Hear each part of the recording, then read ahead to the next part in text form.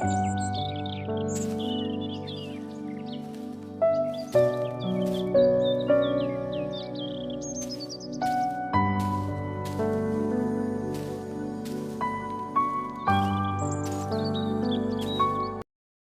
à tous et bienvenue donc dans cette nouvelle vidéo pour une nouvelle lecture. Donc ici encore un livre de Cristina Caboni, une autrice italienne. Cette fois-ci le titre est Le jardin des fleurs secrètes. Donc la dernière fois ça parlait plutôt d'un livre sur les fleurs, là on est encore sur les fleurs mais plutôt sur les plantes en jardinerie. Voilà, donc ça, vous avez encore comme la dernière fois des chapitres avec au tout début des explications sur la plante concernée avec l'usage, comme vous pouvez le lire rapidement ici. Et donc là, voilà, on est dans une histoire qui se passe en Italie de nouveau, donc en Toscane plus particulièrement. On va suivre donc l'histoire d'Iris, voilà, qui a la passion des fleurs. C'est une passion qui est transmise sur plusieurs générations. Et elle sauve en fait les arbustes jetés dans les poubelles d'Amsterdam. Elle crée des jardins en cachette la nuit parce qu'elle a vraiment cette valeur des fleurs, ces émotions transmises par les fleurs. Elle a la compréhension des plantes. Les plantes pour elle ont besoin et même pour elle, mais même pour toute la famille, les plantes ont besoin qu'on leur parle pour grandir, pour évoluer. Les plantes ont besoin de se sentir aimées. Donc elle va donc transmettre toutes ces émotions à travers les plantes. Et donc elle vit comme ça, elle a une petite vie solitaire, elle vit en fait avec son père. Pour elle, elle n'a plus de mère depuis longtemps. Et elle travaille donc un magazine, donc elle bien sûr elle s'occupe de la rubrique jardinage et donc on va l'envoyer à Londres pour une exposition florale, donc pour la plus grande exposition florale au monde. Et là, pendant cette exposition, elle va se retrouver nez à nez avec Viola. Et en fait, c'est son double. Physiquement, elle se ressemble comme deux gouttes d'eau. Donc là, elle va vouloir en savoir un peu plus. Elle va commencer à se poser des questions. Pour elle, c'est forcément une jumelle. Enfin, voilà, elles se ressemblent vraiment comme deux gouttes d'eau, comme un reflet dans un miroir. Donc elle va essayer d'en savoir plus par son père. Viola, elle, qui vit avec sa mère, donc à Londres, elle aussi, ça va la travailler tout ça. Elle va se poser des questions, elle va commencer à se renseigner auprès de sa mère. Et en fait, le père et la mère vont dévoiler leur secret, longtemps gardé pour eux. En fin de compte, ils ont gardé chacune une fille. Donc ils ont séparé les filles quand elles étaient petites, parce qu'à l'époque, ils vivaient de la demeure familiale donc des Donati en Italie. Il se passait beaucoup de choses. Le père et la mère étaient très très jeunes quand la mère est tombée enceinte. Elle vivait donc dans la demeure familiale avec la grand-mère. Et il y a eu beaucoup de soucis entre elles, des choses assez dures apparemment, vécues par la maman Claudia, les jumelles, dont la faisait souffrir la grand-mère.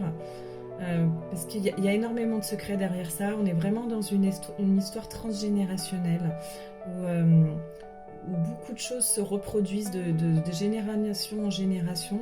La grand-mère, ce qu'il faut savoir, c'est qu'elle a une jumelle. Et là, on parle aussi des jumelles voilà, de Viola et d'Iris, qui sont des jumelles aussi. On va savoir par la suite que Bianca, la sœur jumelle de Giulia, la grand-mère, est morte. Et ça, on va découvrir au fil de l'histoire comment est morte Bianca. Et vous verrez, en fait, il va y avoir un énorme rebondissement à la fin. Et vous allez avoir toute l'explication au final à la fin. Donc on est sur du suspense un petit peu. Moi je m'étais doutée un petit peu du final, de l'explication finale. Mais voilà, là du coup on va avoir beaucoup plus de réponses à la fin. toutes les rancœurs, toutes les animosités qu'il y avait dans la famille, voilà, tout ça va être expliqué vraiment dans les dernières pages, parce qu'il y a énormément de non-dits en fait dans cette histoire. On est vraiment, comme je dis, sur une histoire en psychogénéalogie. Voilà, si vous voulez découvrir un petit peu la psychogénéalogie, là vraiment, on est vraiment dans une histoire qui relate un petit peu ce qu'est le domaine de la psychogénéalogie. Et donc, voilà, la grand-mère, voilà, plein de secrets. Les filles vont découvrir parce qu'elles vont finalement finir par aller en Italie au domaine. La grand-mère souffre de problèmes de santé. Et le jardin qui fait partie de la demeure des Donati, qui est donc un jardin floral transmis depuis plusieurs générations et qui était justement l'un des plus magnifiques de la région. Ce jardin se meurt, mais il se meurt justement dû à la mort en fait de Bianca, depuis la mort de Bianca. Et justement là, la grand-mère Giulia sent qu'elle est proche de la fin, et le seul espoir de faire renaître le jardin, c'est il ne peut être sauvé que par les jumelles Donati, que par Iris et Viola. Voilà, donc il y a beaucoup d'histoires de transmission là-dedans. Le livre, il est assez gros. On va dire que je suis assez mitigée. Je l'ai aimé, après je l'ai fini. Hein. C'est un livre, mais on est sur beaucoup de non-dits, beaucoup d'histoires, mais je trouve l'histoire en fin de compte assez longue. Comme je vous dis, le déroulé, on sait tout dans les dernières pages. Vraiment, il n'y a pas de... Les secrets se découlent tous vraiment vers la fin, donc on est vraiment en suspense sur les 400 et quelques pages du livre, et on en sait vraiment beaucoup plus que sur vraiment les dernières pages. Donc il est bien, mais voilà, il est assez long, on traîne un peu en longueur, quoi. Voilà. Mais bon, après, pour tous ceux qui sont fans de transgénérationnel, de psychogénéalogie, de plantes, de jardinage, d'histoire en Toscane, il y a une histoire, on suit quand même les histoires d'amour des jumelles, mais on suit aussi l'histoire d'amour du père et de la mère, donc qui est assez compliquée finalement, parce que comme je le répète, ils ont dû se séparer. Ils ont pris chacune une fille de leur côté parce que justement, ils ne pouvaient pas vivre sans leurs 2 filles. Donc voilà, ils ne pouvaient pas se séparer de leurs 2 filles, donc ils en ont pris une chacune.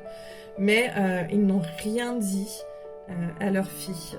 Ils ont caché l'existence de cette mère ou de ce père et de l'autre jumelle à toutes les 2. Et voilà, donc on va aussi un peu découvrir pourquoi ils en sont arrivés là.